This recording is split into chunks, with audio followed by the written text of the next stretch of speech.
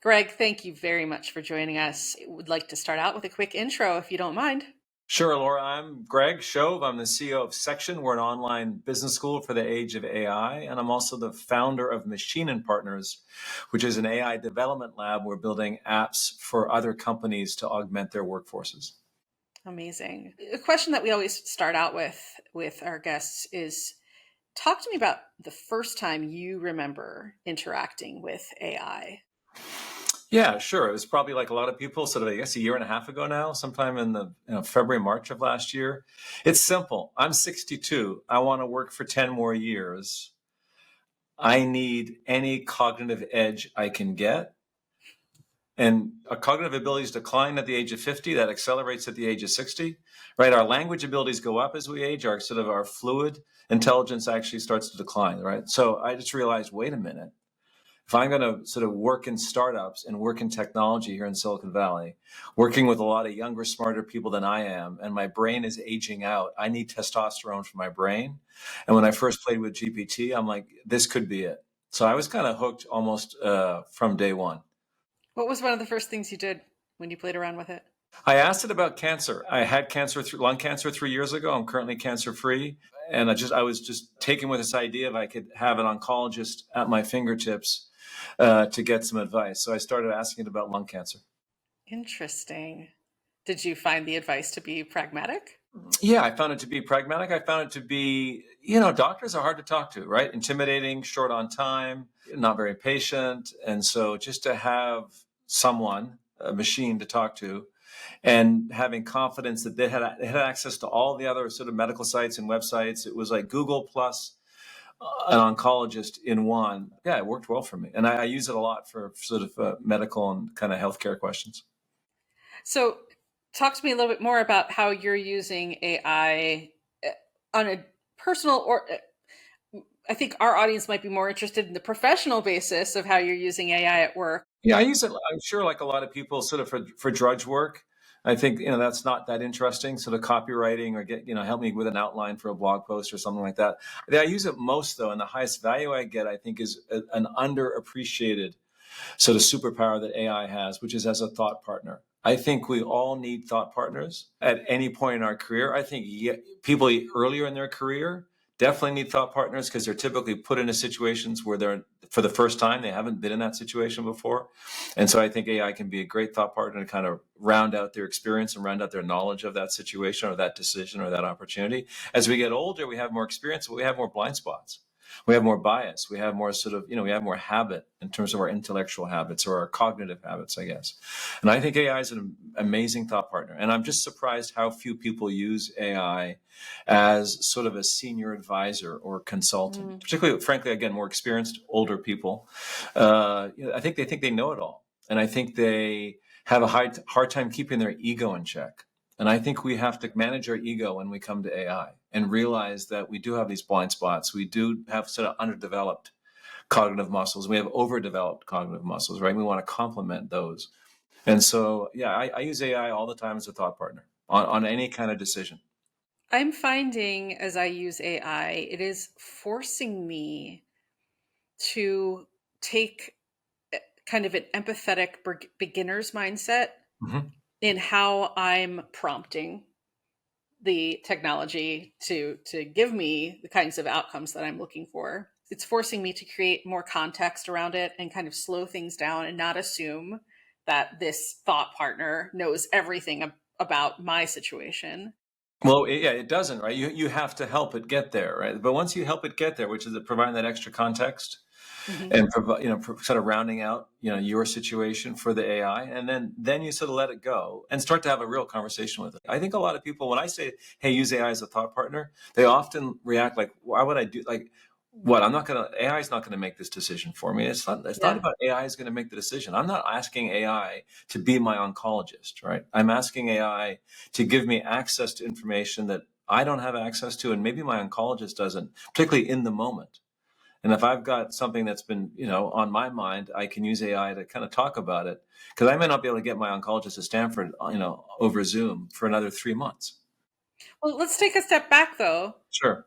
When people give you pause and say, "Well, I don't want to," it's not a thought partner. How do you define a thought partner?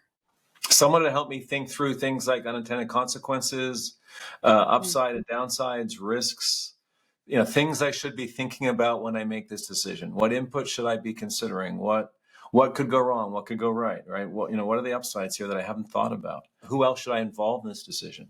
We tend to come at decisions with our own sort of experience and a little bit of tunnel vision, right? Or tunnel thinking maybe. And I just think thought partners allow us to open the aperture.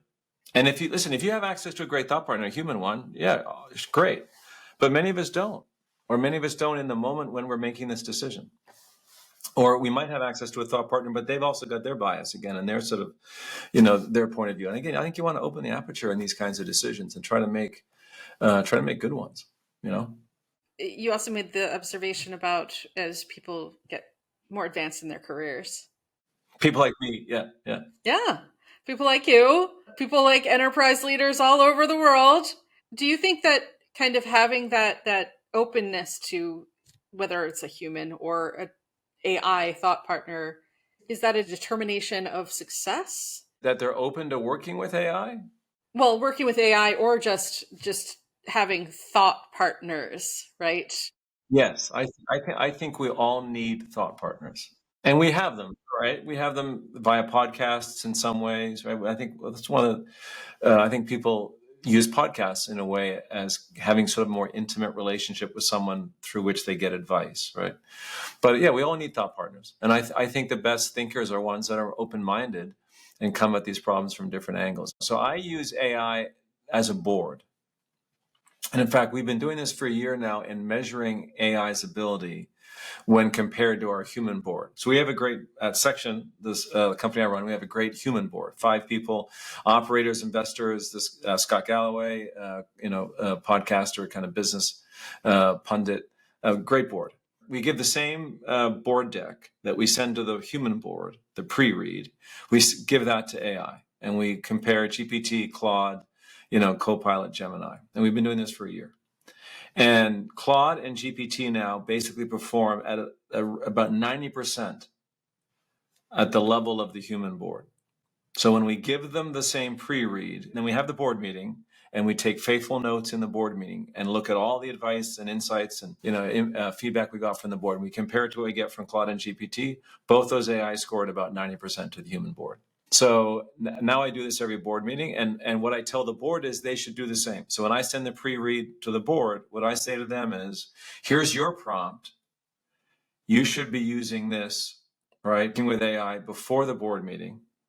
And I'm doing the same on my side. I'm asking AI to pretend to be a board member. And by the way, I give it different personas.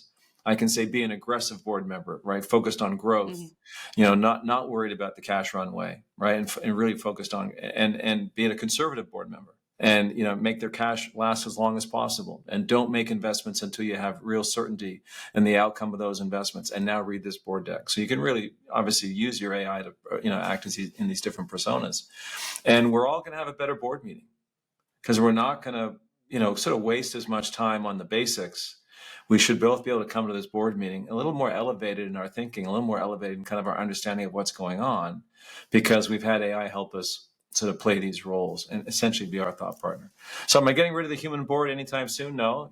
We need human boards for different reasons. They have great networks. It's great to hear from a human. It's great to get encouragement from a human. It's great to be held accountable by a human if you're a CEO or a leader.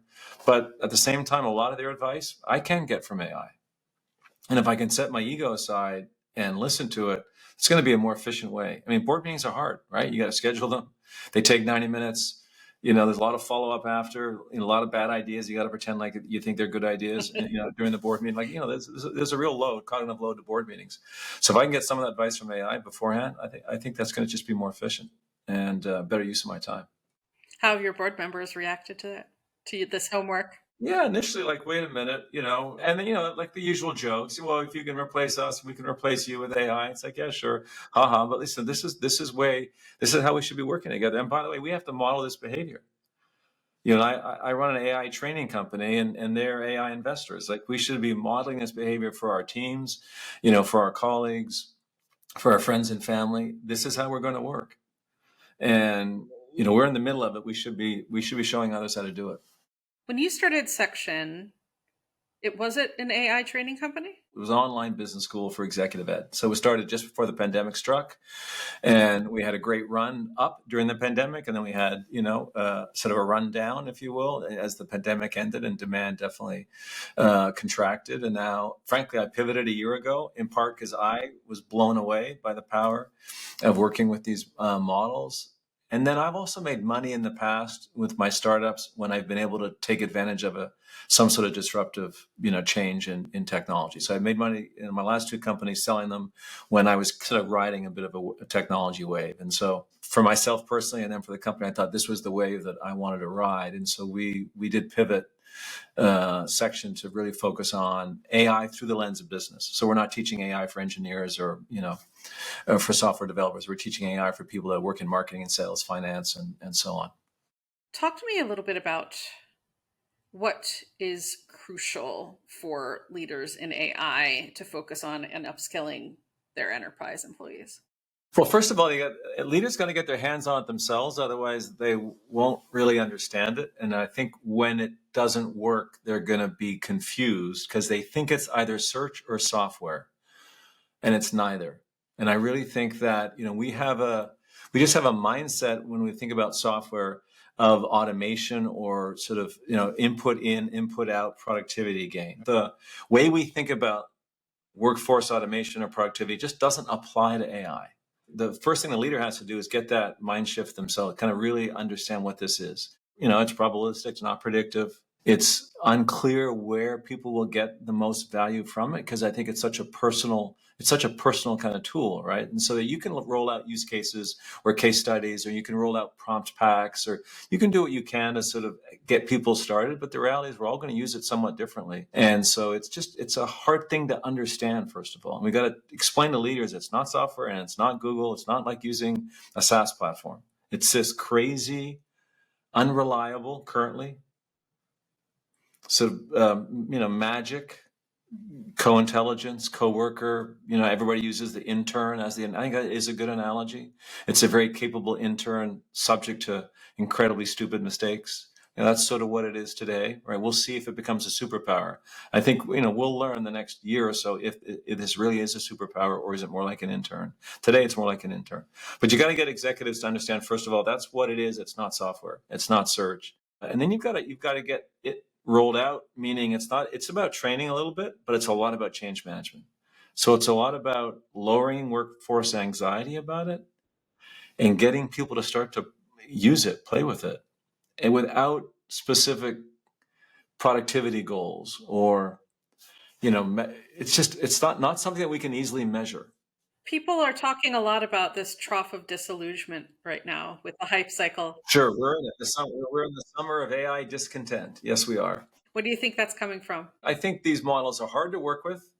We come at them with this mindset that it's like software, and it's not, because it doesn't work the same way. I mean, the people just can't grok this idea. You ask the same question 10 minutes apart, and the answer is different from AI, right? And like for no workforce software, no software works that way. I just don't think people understand it, what it is, don't know how it works or how to work with it. And then they start trying to build apps with it. And it's really hard to build internal apps or internal workflows with it because it's unreliable in its output. And there are moments where it's like, it's amazing. I can cut and paste that and use it as is. And there's other moments where it's like, oh, this is garbage. I'll rewrite it myself, or I got to rethink this and kind of do it on my own, right? And so I just think that that's the moment we're in. It'll be solved through some combination of better training, understanding of how to work with these models, hopefully better models. And I think a little different expectation setting. Right now what's happening is that it's CEOs and CFOs are loving AI, not for themselves. They're loving the promise of it because in their minds, that means reduced headcount. Mm-hmm. That's what's going on. By the way, everybody knows that inside the organization. So the anxiety levels are going up, and they were already high in the U.S. workforce. And so, that's not helpful in terms of really people wanting to embrace or adopt these technologies, because what they're kind of hearing is this is, rolling out AI is Latin for there's going to be another layoff in 6 or 9 months, right? And that will obviously happen in many cases, right? That is a reality here. That's how it's going to get paid for. Are those the positive business outcomes, Really? I mean, in your opinion, what is that the net gain? Is that really going to cause gain, or is it going to end up causing more problems ultimately? No, I think organizations are going to be more efficient. I think organizations that are really AI enabled are going to use less people to do the same amount of work. At Section, we are at least 10 to 15% more productive. And I told the board this year we'd be 20% more productive. That costs us $20,000 a year to pay for AI for 30 people and different AI tools. We're going to keep hiring people. We're just going to be able to do more with less people over time. And other organizations are just going to implement AI and lay off people. Right? If you're not growing, if you're in a mature business, if you're in a low margin business, if you run large call centers, we all know that's what's going to happen to call centers. They're going to get AI enabled as quickly as possible, and companies will save tens of millions of dollars or more. Right? So I think that efficiency is one, productivity is one. The other is when AI gets put into the product or the service that we deliver. So I think about AI as you optimize first with AI, which means internally. Figure out how to use AI for yourself, your team, your organization, and optimize, get some productivity gains, get some cognitive gains. That's kind of step one. Step two is how do I put AI into my product or service and improve the quality of my product or service so I can charge more for it, higher net dollar retention if you're a SaaS business. That's why software companies have moved so quickly to implement AI into their products. First of all, they can. They're technology organizations. They know how to build software. So they're integrating AI in. And then they can also charge for it because they can add an AI layer and add sort of an extra $10 a month or whatever it is, right? And build a business case for it. Other organizations are going to have to start to figure that out. How do I make what I offer customers better? That's going to be harder, right? Because these models are hard to work with and the APIs are hard to work with. So with Section, you're focusing on helping these enterprise leaders upskill and make sure that, efficiency gains, it is ultimately about gaining superpowers, hopefully, in the long run. How are you talking about upskilling in terms of employee engagement and retention? You talked about layoffs, but on the upside, there is opportunity for retention. Oh, for sure. It's just hard to measure. Everybody wants to measure retention and engagement through the lens of whatever they're selling the enterprise. So if you're selling, meditation software, if you're selling learning, if you're selling, you name it, right? Better snacks. But it's so hard to isolate any one thing that drives better retention or engagement, in my opinion. So I think I'm asked all the time, how do you justify an investment in L&D? Can you prove that it drives, promotions or engagement or retention? The answer is no, you can't. If you could, L&D would have bigger budgets by now. And L&D always gets their budgets cut, as far as I can tell, right? So it's hard to prove. I think that you can do it anecdotally, of course, right? You can ask employees, how's their job changed? Have they been able to outsource some of that drudge work to the AI and be able to kind of, level up the work they're kind of doing? I think the answer is we're going to hear a lot of the time is yes. It's going to take a while, though. The first step here is get your hands on the tools and learn them. Then learn how to be good with AI, doing AI for writing, AI for financial analysis, AI for coding. So think about it as a base level skills. That's your crash course. Get your sort of AI skills in terms of specific skills. And then you got to really focus on AI for your job. What we find is most students are impatient. They want to get the basic skills, and what they really care about is, well, I'm a content marketer, or I'm a software engineer, or I'm an SDR in the sales organization. What are the 5 things I should be doing with AI to make my time more productive? And so you got to get to that pretty quickly, I think. Otherwise, I think you bounce off, you lose interest. Especially when you get that first hallucination or that first crazy answer, and you don't have time to fix it, or you become intolerant at that moment. And if you haven't really got some gain out of it, again, that's when I think you kind of check out and sort of go back and kind of do it the old way. Let's talk anecdotally for a second. Let's talk about beyond numbers. What are some stories you're hearing from students at Section? Where are the aha moments? I think an aha moment, I'm assuming for you, is doing this board simulation. What are some aha moments you're hearing from people as they're exploring AI? They're either high manpower tasks or high brain power tasks. So the high brain power, that's the board meeting, that's the build the product roadmap, that's get ready for an important meeting. Those don't happen very often, but they're sort of high risk, high return moments. And if you can be better prepared for those moments, you feel good and you feel like you got great ROI if you're using AI. So we hear from students, for that meeting or for that job interview or for that client meeting, I was just that much better prepared. So that's an aha moment. And they see that, over the course of a year, there's so many of those kinds of moments. And if they use AI just for that, it might be 10 times a year or, 20 times a year. That's worth the $20 a month kind of idea, right? In many cases, of course, they're not paying for it. And then the high manpower stuff is just the repetitive stuff. It's the tasks that, yeah, I've got to do this. I've got to look at all the customer surveys that come back and all the qualitative feedback in the customer surveys. And I'm the analyst responsible for doing the first pass on the research brief, right? And it's hours of mind-numbing work.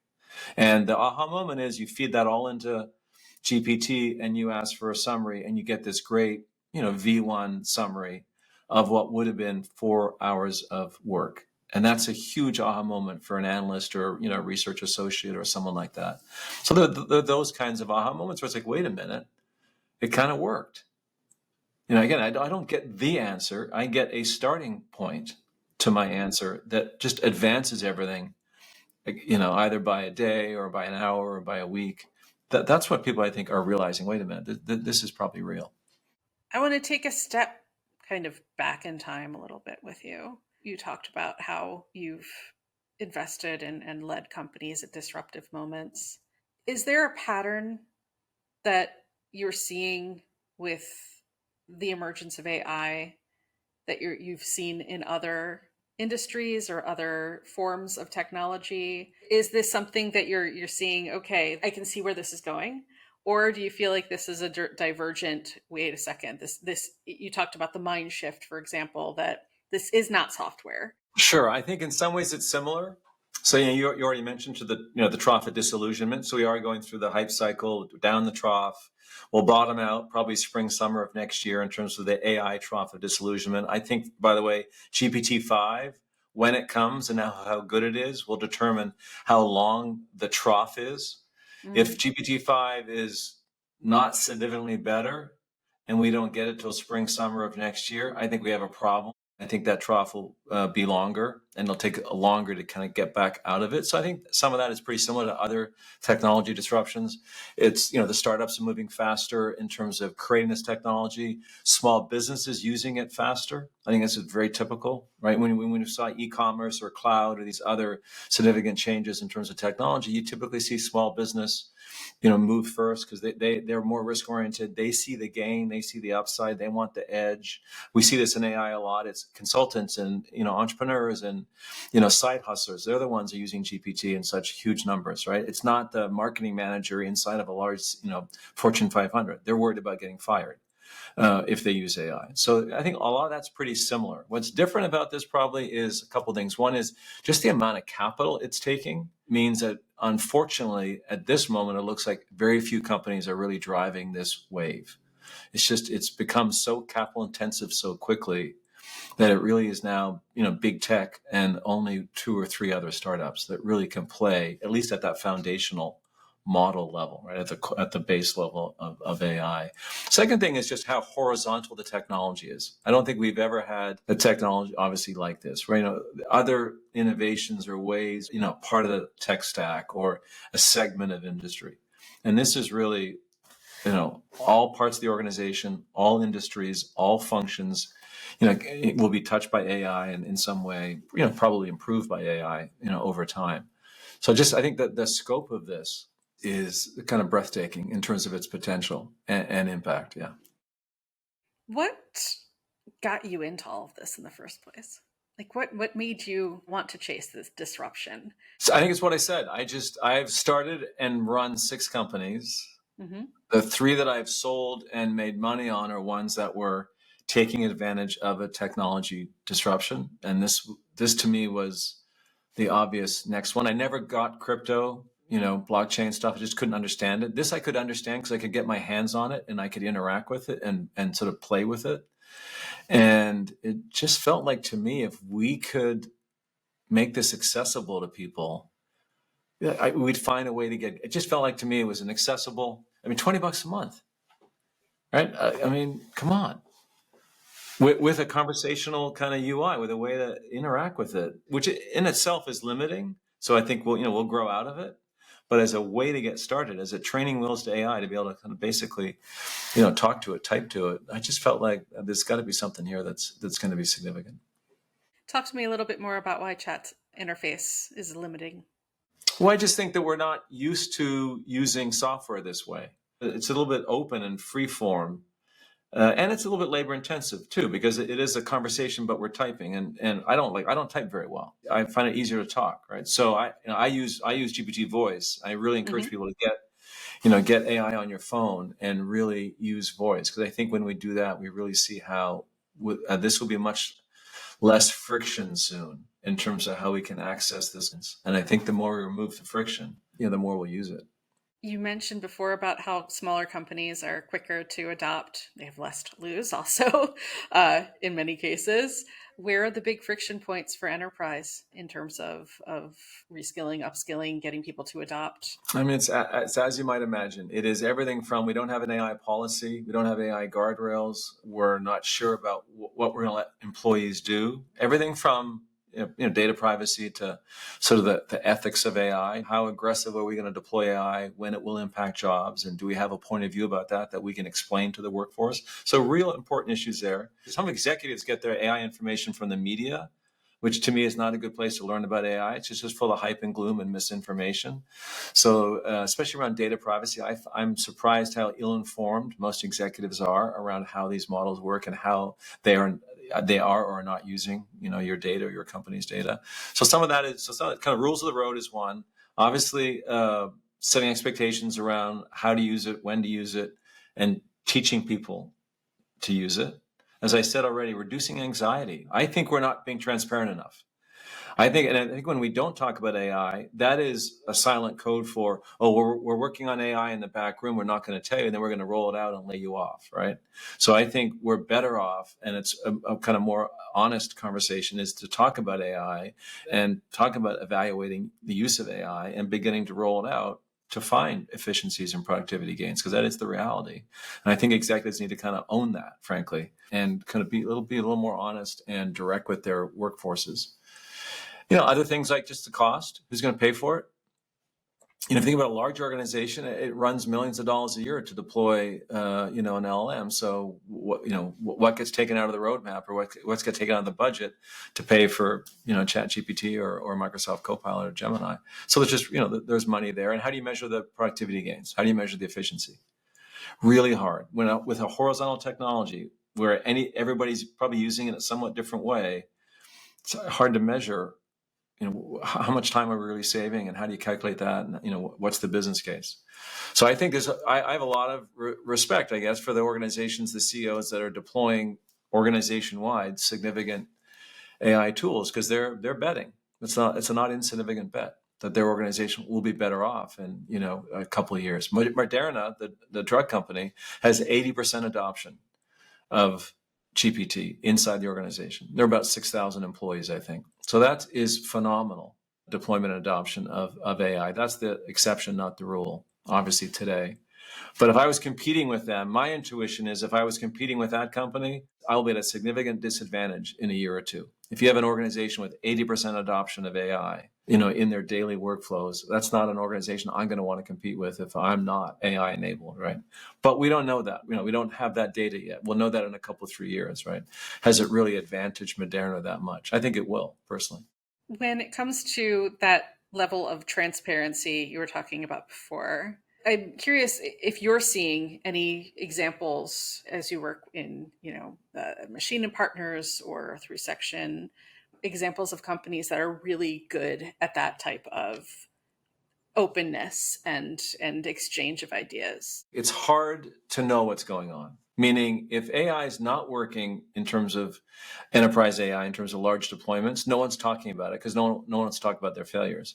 And if AI is working really well, I think a lot of people want to keep it, close to their vest, because they don't want their competitors to know. They don't want to kind of play their hand. So I do think we're in a moment right now where I would imagine it's hard if you're looking for use cases and case studies, enterprise case studies, because not much is being talked about yet. There are a few rare examples, Khan Academy with their Comigo, app for students and teachers, Modern has obviously been public about their adoption and the value of the kind of AI to the organization. But in general, I'd say we're pretty light on case studies. We're long on theory. We're long on BCG and McKinsey articles about AI. But I think we're going to need a few years to really see how this plays out and get people talking about, what's working. I think CEOs are talking a lot about AI. We know that because they think that Wall Street wants to hear it.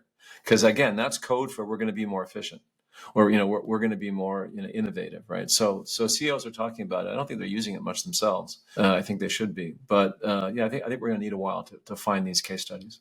Where does inclusivity and accessibility come into play here?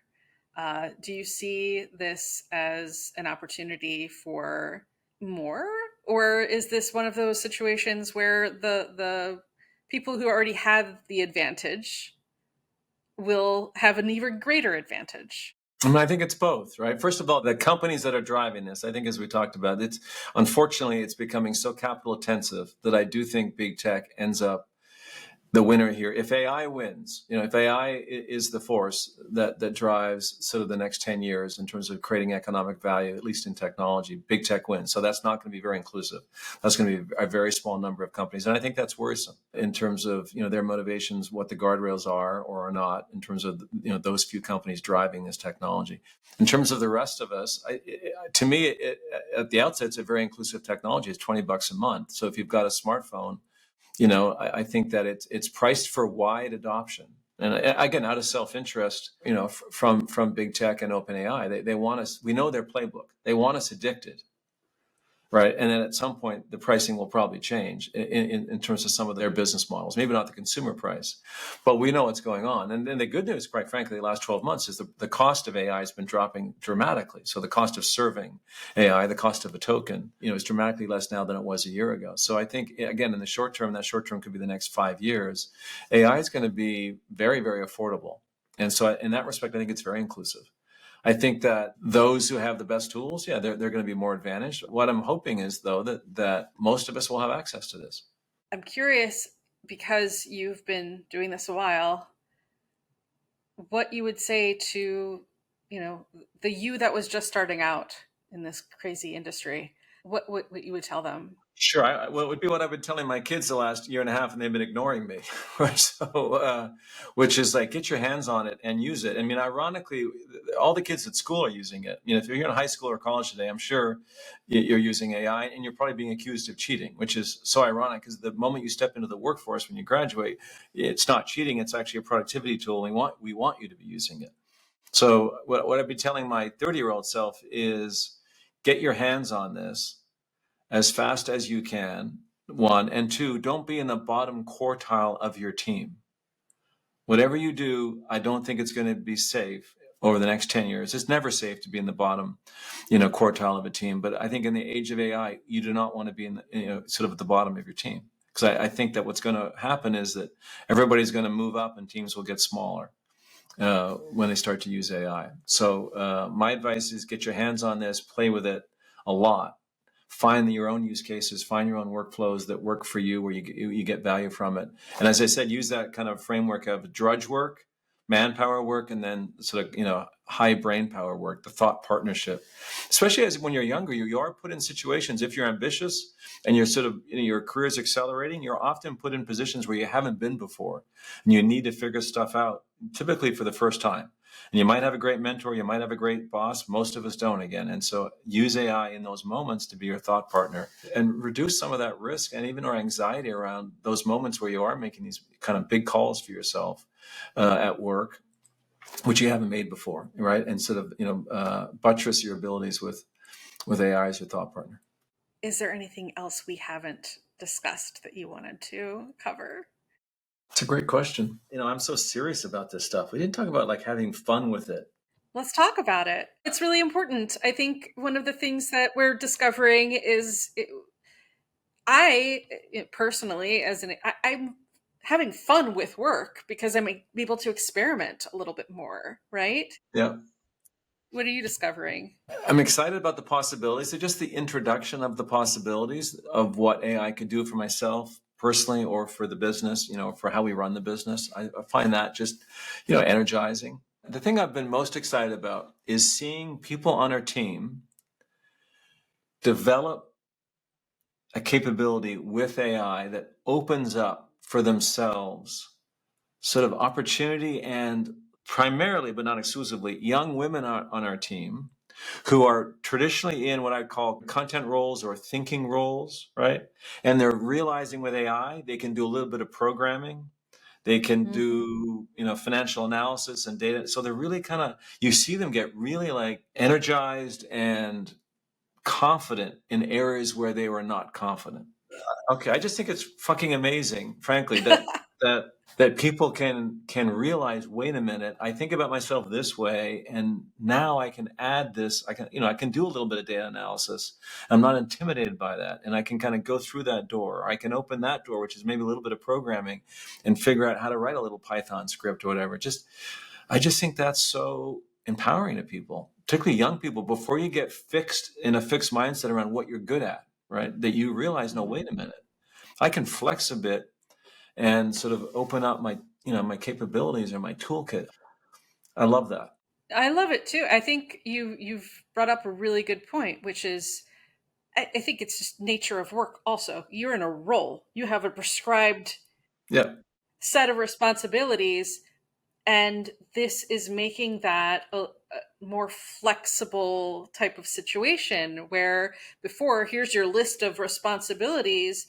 With this tool, you're saying, yeah, these are my responsibilities, but I can approach this side project or this cross team thing in an entirely different way than maybe that other team would have approached it because I'm new to this situation. Right. Or I can take it further, maybe like my role is expected to take this work to this level, and then we Hmm. hand it off to someone else, but I can actually push up a bit, into that kind of next, that next responsibility or next assignment. Yeah, I just think that it's anything that gives people confidence in their potential and gives them evidence that they have more potential, I think is such a powerful thing. That is a perfect note to end on. Thank you.